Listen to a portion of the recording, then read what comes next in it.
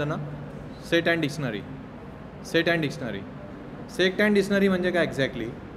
थोडं आपण इथून सेटपासून सुरुवात करू. ओके, सेटचा अर्थ काय. If you want to represent a group of unique value as a single entity, group of value आपण रिप्रेझेंट करतो, that is called as a set. सेटचं सर्वात मोठं फीचर जे आहे कामाचं, that is this feature.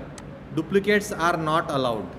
Duplicate value जर तुम्हाला वेगळ्या काढायच्या असेल, तुमचं प्रोग्रॅमिंगमध्ये रिक्वायरमेंट आहे, you don't want a duplicate value, you can go for the set. You can just remove the duplicate value using the set. Okay, insertion order is not preserved. म्हणजे सेटमध्ये जे व्हॅल्यू तुम्ही मेन्शन करता त्याला काही order नसते. सेटमध्ये तुम्ही जे मेन्शन करता there is a no order to that values. Okay, पण आपण त्या व्हॅल्यूज सॉर्ट करू शकतो. सॉर्ट म्हणजे आपण असेंडिंग किंवा डिसेंडिंगमध्ये मांडू शकतो.